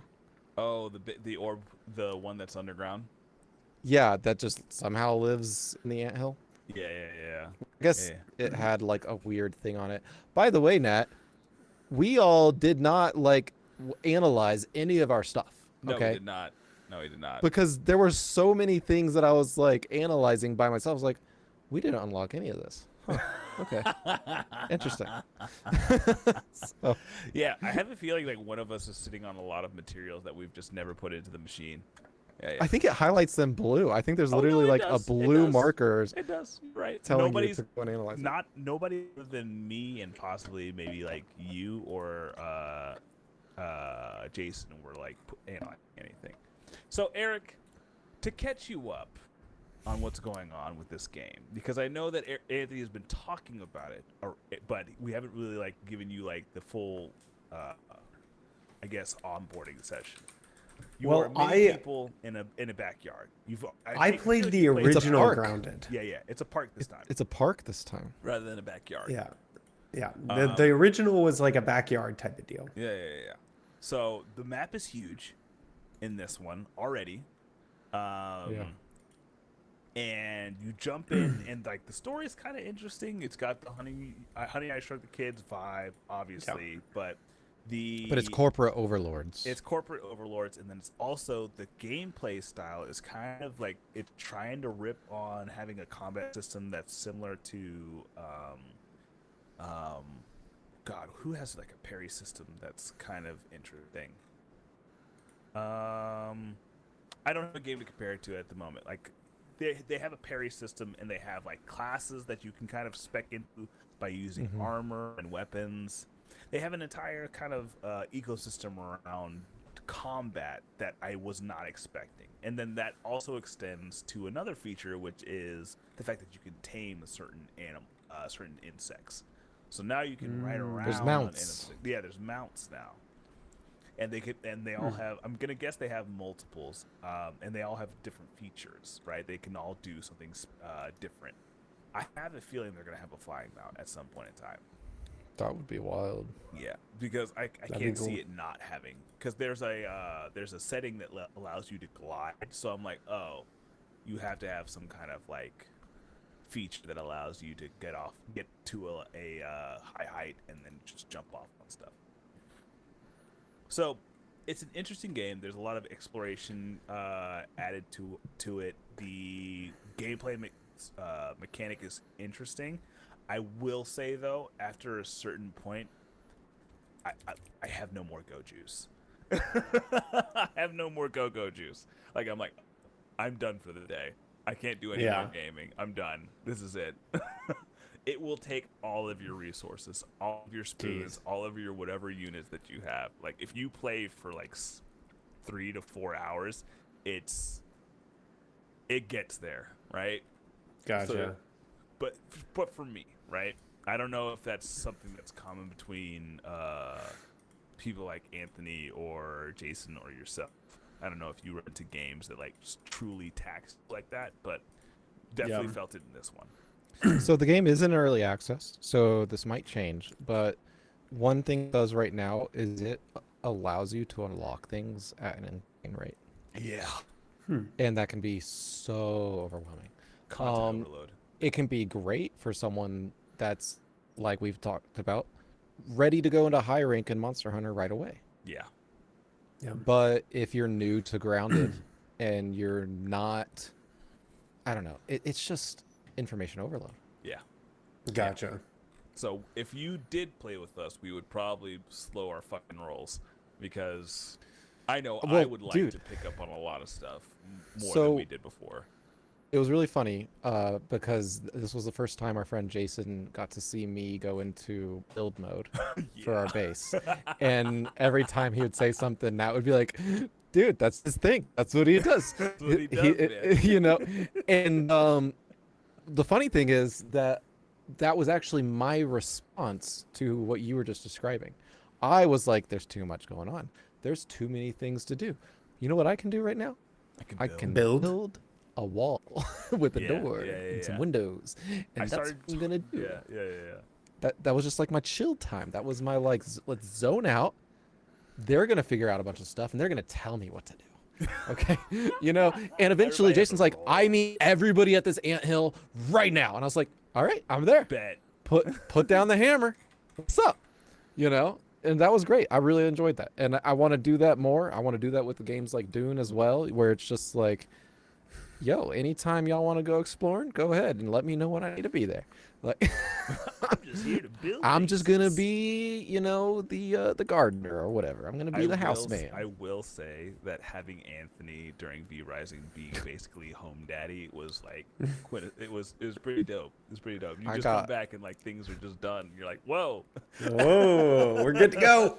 whoa. I did this get a is little wild. salty though when I came back, and I was like, "Why is there a thing in the middle of the place? What are you doing? I can't."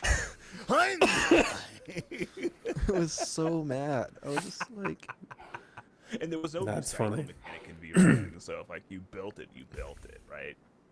I'm sure they had, "Recycle? like, No, you could move things. You could move. You can things, move right? things. Okay. I don't know. That was about the Anthony's recycle life. thing. He Yeah. would move everything we built. Anthony's like, you Philistines. You have I no will say- appreciation for decor. On the grounded front, Oh, have either of y'all seen Abiotic Factor yet? Abiotic Factor. I've heard of that title. Like I've seen it on Steam before. I want to play that. It is similar type of thing, 1 to 6 player crafting survival experience. Oh no. Similar style I of don't game, know. except it is a research facility. Oh, Like, my. Oh, it's people first person. describe it as like one guy down in the reviews describes it as Half-Life mixed with SCP, mixed with Valheim, mixed with Project Zomboid. I can see all of that. Yeah. I can see all of that. I think Day 9 gave me a mind virus. Because I was Was- watching him the other day, and I can't remember. I think he was playing like Wildgate or something. Oh, yeah, he maybe played we Wild gotta Gate play with Wild- JP. Yeah.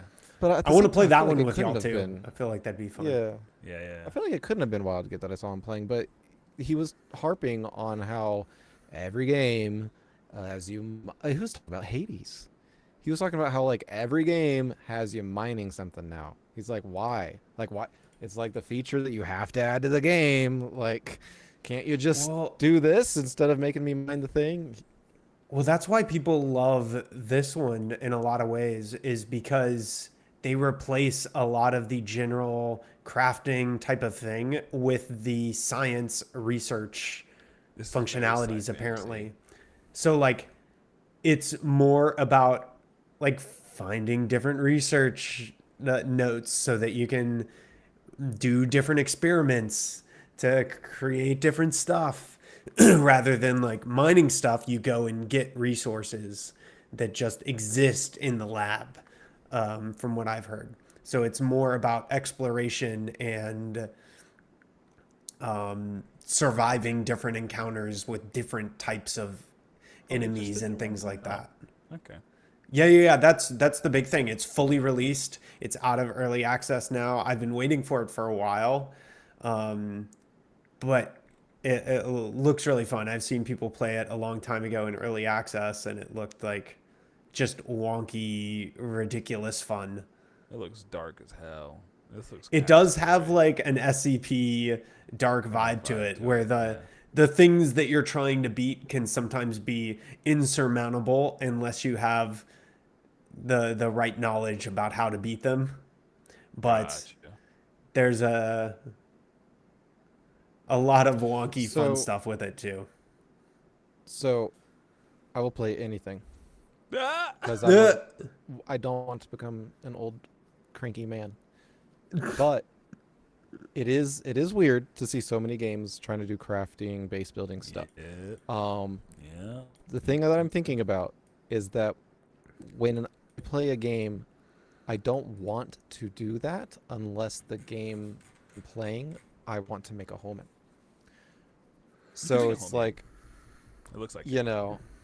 like this looks interesting because it looked like when you're building the base, I saw at one point there was like a sandbag. So it's like more like it's not a base so much Fort. as it is a fort. Yeah, for a you're very at the intense top of a situation. research facility trying to keep everything that's in the research facility from getting out type of deal. Yeah, and so that's interesting. It's just like I like building in V Rising and in Valheim, Crosswinds, Grounded 2, Fair. etc. because I want to live there. You know, Yeah. I wish I This could is do that in Cyberpunk. Oh my Yep. god, if I could build my home in Cyberpunk instead of This buy the CD apartment. Project Red gave you Oh, the ability. oh my gosh. By the way, Nat, this is only for Nat because Anthony already owns it. Do you Oh. actually own Cyberpunk yet? I know you didn't No, I play it. don't.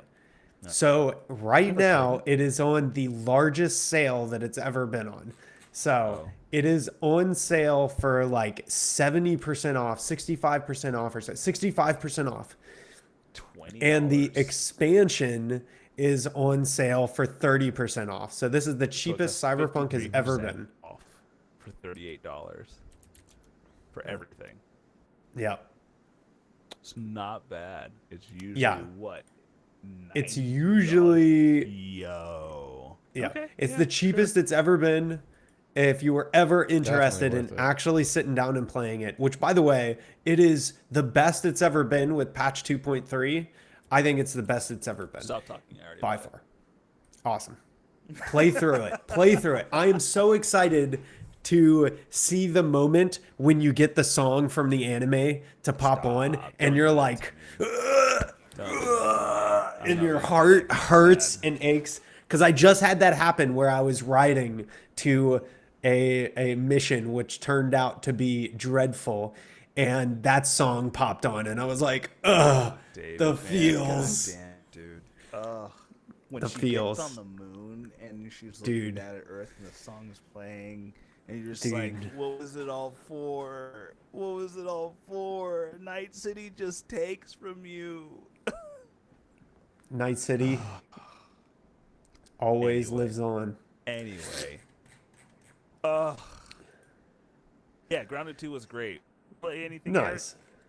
Yeah, so I'm gonna start with interesting, because I haven't had a lot of time to play a lot of things. So the only thing that I really did was a little bit more Cyberpunk, which was fun, and I have gotten to the point in Blueprints where I'm at the pretty much the final puzzle. You've been saying this for an actual month, Eric. Well, so the problem is that I have learned that some of the final puzzles in Blueprints are extremely obscure and just not for my brain type. And so it has taken me far longer to solve some of these things than I would have wished. So, like, a good example is there is this secret base that exists on the grounds of the mansion. And this secret base has a terminal that has a login. This login, and to figure out anything about this login, requires you to find a note in a room. If you randomly happen upon seeing that note, you could find it on day one and solve this terminal, which unlocks a few different things, but most importantly, it gives you some information to figure out a book, which will lead you to the giant freaking satellite that is underneath the mansion. No biggie. To then start doing experiments to start to figure out there's a lot of little dominoes that happen based on one note. But if you don't find this note and you don't know where to look for this note, you could draft this room with this note in it 100 times and never notice it. And then one random time, I like go AFK, or actually what I do is I take a break from the game, but I'm inside of that room, and then I click out, and when I click back in, I like move my mouse to make sure that like I'm on the game. You fucked And up. in moving my mouse, I move it down and I look down into a trash can, and there's a note there that like steamrolls into, and I'm like, I could have spent easily 10 to 15 hours never figuring out this terminal without a random happenstance of seeing this. And it's like, some of my gripes are with this game are how obscure some of uh, the locks are, or the keys are, where you have all the pieces, you have the key in the lock, but there's nothing really to tell you that they're connected. For example, I could easily tell somebody going into this game just a few really spoiler free ways of playing this game that would cut their playtime from mine into a quarter to be able to get to the point that I'm at right now Garbage. without actually spoiling anything for the game.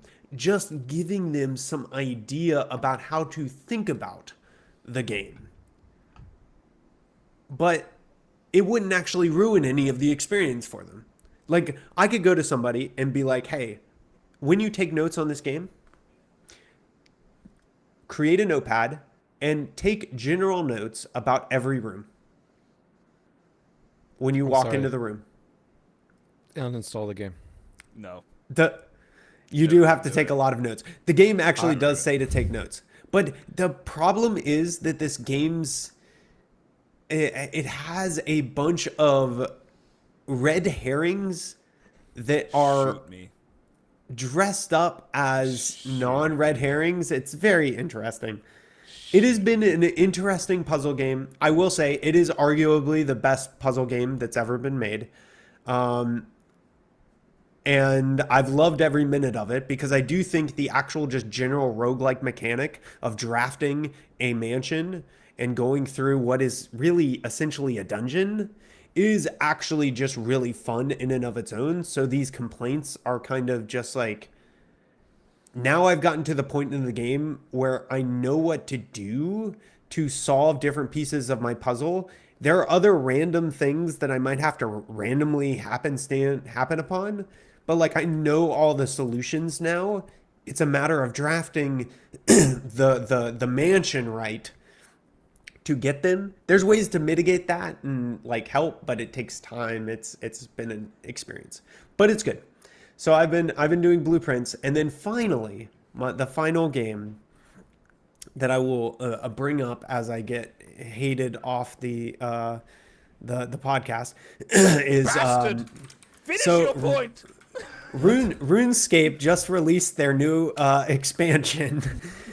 So I've been playing old school RuneScape to get all of my stuff caught up so that I can do the new Varlamore content. So they just released the last portion of Varlamore, completing the storyline for Varlamore. So now all of the quests for Varlamore are out. You can play through the whole storyline of Varlamore now, including a new boss that has a really cool like difficulty counter, so you can do risk reward. So if you beat the boss, you can choose to dive deeper and play the boss on a harder difficulty mode. But if you lose on that one, you sacrifice all the loot. But if you get it, you get more loot. And it can go up to level like 10 or something like that. And each one gets harder and harder, introducing more and more mechanics for the boss. But the more you do, the better loot you get. And the more loot you get. So it's a cool little fun, repeatable arena type boss that looks really awesome. So I can't wait to be able to do that. But yeah, so I'm getting all my stuff to go do the Varlamore content. That's all I've had time for this the past few weeks. Oh, I've been that's out it? of town That's mostly. it? No. I'm talking. You've we're- only played so Oh, much you've more only- than oh, either no, of us. no. wow. I have played like in total. wow. I've played maybe 5 hours of games over the past 3 weeks. That must be nice. So I've played like 2.5 hours of RuneScape and 2.5 hours of Blueprints, and that's literally been it. You know what I played Rogue One. You played Rogue Rogue One? One. We had Operation Rogue One, where we tried to capture a Oh, cat in Star real life. Citizen. Oh, no, real life. okay. We have tried to capture this cow so many times that Ash and I have driven away talking about how we could turn this into a video game. Like Capturing a proper cow? video game. It is so difficult. Like, especially because in the video game, you could literally just die. Like, it's not like... at one point she was like, well, how's it different than like herding cat simulator? It's like, because cats can't kill you. Like, sorry. But a cow is 2,000 pounds and you are not. They're big. They're big. Don't know what to tell you, bud. They're big fucking things. They're very big. You're a fucking thing, you know? Don't die, please. Don't Yes. die, please. Don't die, please.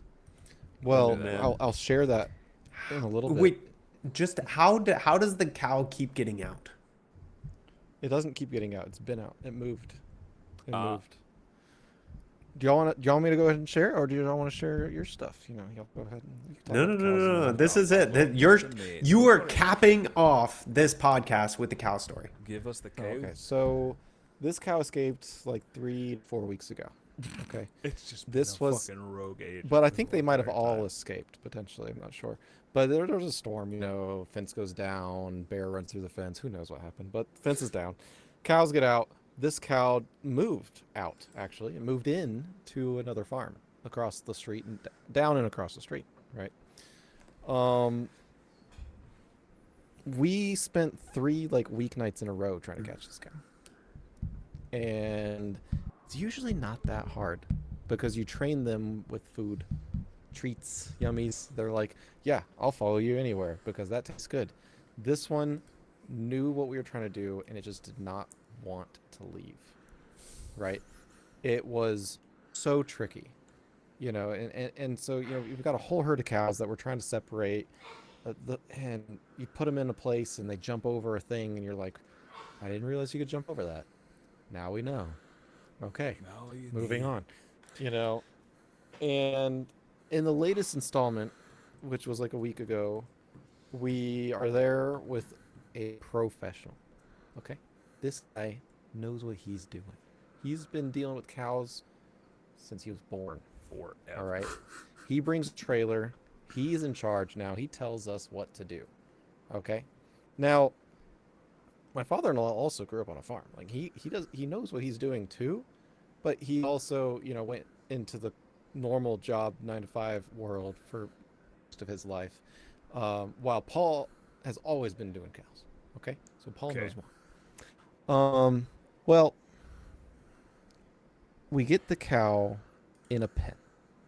Okay, this was the easy part. We've got a makeshift fence, right? There's these big cow fence things, and we've got him in there. And this fence is not great, but it's there, and it weighs 100 pounds per piece. It's stupid. It's hard to get together.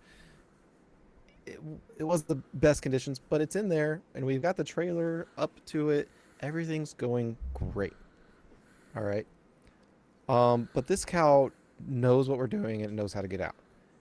At one point, it tries to get its head under one of the fences, but luckily, Ash runs over, cuts it off. He's like, "No, stop that!" and it gets its head out. Okay. So I'm standing at one of the fence pieces that is not really attached to anything. It's sort of attached to the trailer, but also just like I'm standing where it should be attached to something else, but it can't be because all of these fences are like laying over on their side, propped up against some concrete. So I'm standing in a precarious position with like an orange rope to whack the cow with if it tries to go through anything. Right? I didn't think it was a great spot to be, but Paul was like, "It's fine. Just make sure she doesn't try to do anything." Okay. We're taking our time. Everything's like super relaxed and trying to keep them calm because you don't want an angry cow. They are big. They are scary. They are literally bulls, They're but cows, female. dude. Yeah. but they can mess you up. All right. I don't know why. Oh wait, no. So she's almost going into the frickin' trailer. Like she's actually You've almost sniffing. won. She's Yeah. like, huh? It's actually Maybe. not cool. That's But interesting. no, changed my mind. I'm not gonna do that. Like she doesn't. Somehow we get there were 2 other cows that followed to get the treats. We got them out. So it's just this one cow. It's the game. We have won the game. We're basically It's good over. to go. The game is over. She sees the vulnerability in the fence that I am trying to stand at. I'm actually standing on top of a piece of the other fence. I'm not even standing on the ground. And she comes over, she does the head thing. I'm whacking at her with this orange rope thing, which does nothing. It's literally just to scare her, which is not going to happen at this point because she She's knows not what scared she's of it doing. anymore. Yeah. I mean, why would you? It's not even going to make a noise. Like usually you have a stick, you have like a sorting stick, and when you whack them with it, There's no pain whatsoever, but because of the hollowness of their skull, it's like loud. So they'll be Oh, like, so it resonates. Yeah. well, I didn't have one of those because everybody else had them, and someone had mine, right? Yeah, maybe I should have been the one that had one. But anyways, she flips the fence that I'm like standing on / holding on to, Shit. like my into the gosh. air. From Ash's point of view, I died, right? Yeah, you're just dead. Yeah. From my father-in-law's point of view, he's like, yeah, I think you're like 3 feet. Like, they missed you like 3 feet or something like that. But that's because I never trusted the situation I was in. I did what I could to whack at the thing, but I knew it was over, so I just jumped out of there. I couldn't see what happened behind me, but I knew there was flying fence and cow getting out, right? And then, for a brief second, everyone's like, crap, we lost. And then I go, could y'all keep her over there? Because now she's between makeshift fence and road fence.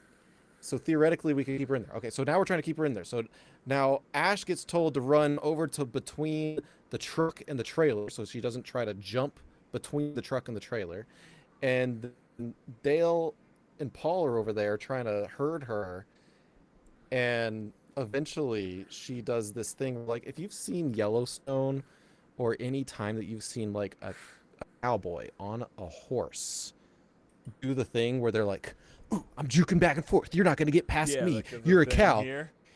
He did that as a dude. That's just a dude.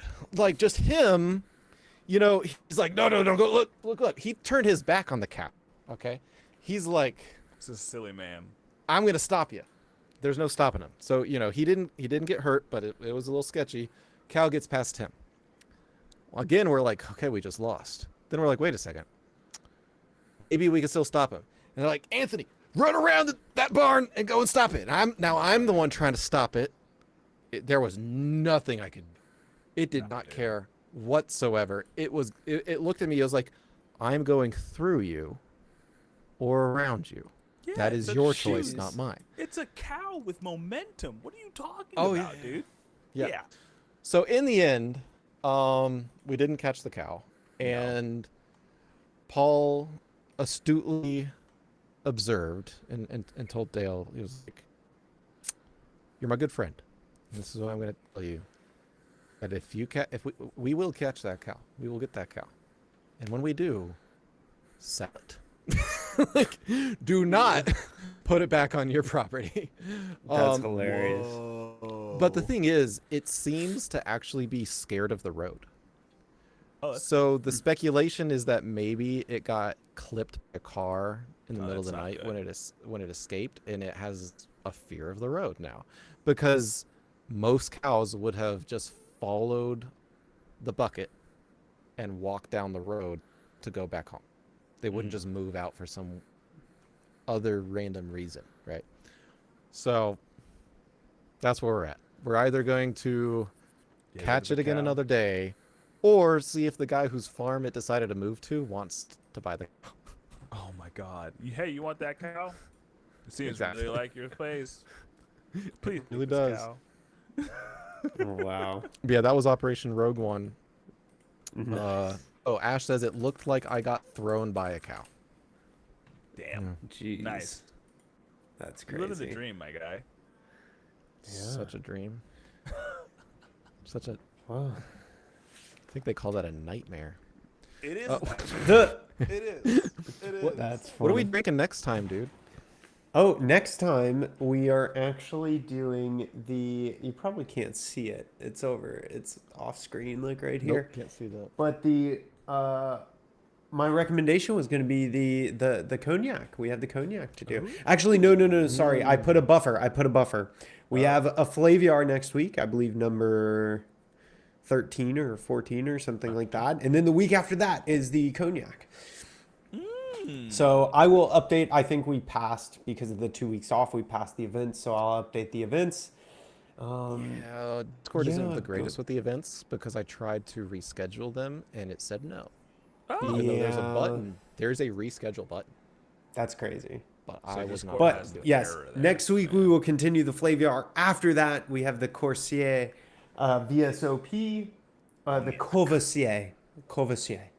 We're gonna come up with a nice topic for that one. But yeah. We'll get some hot topics. Guys, go check out the descriptions, like, subscribe, do all the things. Check us out, Astolfo. I have all of our Twitches and YouTubes all linked.